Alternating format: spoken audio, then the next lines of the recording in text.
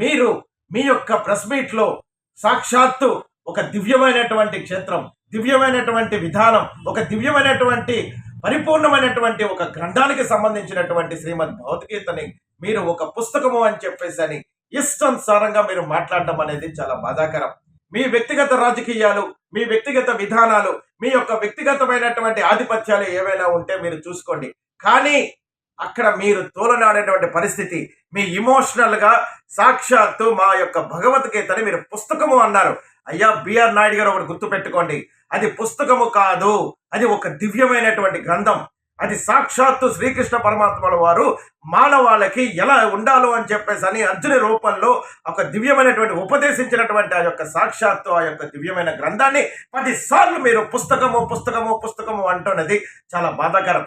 మొదటగా మీరు తెలుసుకోవాల్సింది కానీ, అదేవిధంగా మీరు సపోర్ట్ చేసినటువంటి ప్రెస్ మీట్లు పెట్టిన వాళ్ళు కానీ వాళ్ళైనా ఏదైనా సరే, అది పుస్తకము కాదు, అది సాక్షాత్తు ఒక దివ్యమైనటువంటి గ్రంథం అనేది ముందు మీలో ఒక భావన అనేది మీరు ఫస్ట్ కలిగించుకోండి. ఎందుకంటే మీరు ధర్మకర్త కాబట్టి.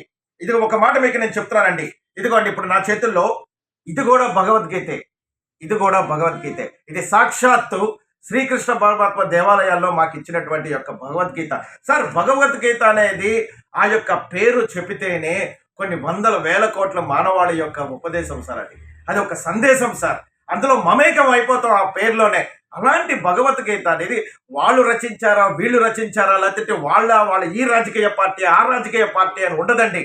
అది భగవద్గీత అనే ఆ పేరులోనే ఒక మహత్తరమైనటువంటి జ్ఞానం, మహత్తరమైనటువంటి శక్తి, ఒక మహత్తరమైనటువంటి విధానం అనేది ఆ పేరులోనే ఉంటుంది.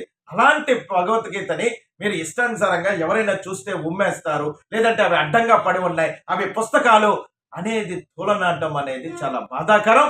మీరు ముందుగా ఒకటి గుర్తించండి, సాక్షాత్తు ఆ శ్రీకృష్ణ పరమాత్మ వారు 700 శ్లోకాలు, 18 అధ్యాయాలు మన యొక్క మానవాళికి ఇచ్చినటువంటి ఒక దివ్యమైనటువంటి సందేశాన్ని మీరు అది రకరకాలుగా వాళ్ళ శక్తి కొలిది, లేదంటే వారి యొక్క పరిస్థితుల కొద్దీ రకరకాలుగా ఎవరైనా సరే ప్రచారం చేసుకోవచ్చు, లేదంటే వాళ్ళ వ్యక్తిగతం అది ఏది అనేది పక్కన పెట్టి, కానీ దాని అట్ట మీద ఉన్నటువంటి పేరు భగవద్గీత కదండి. అది భగవద్గీతనే కదా ఉంది, అది భగవద్గీతనే కదా చూస్తారు.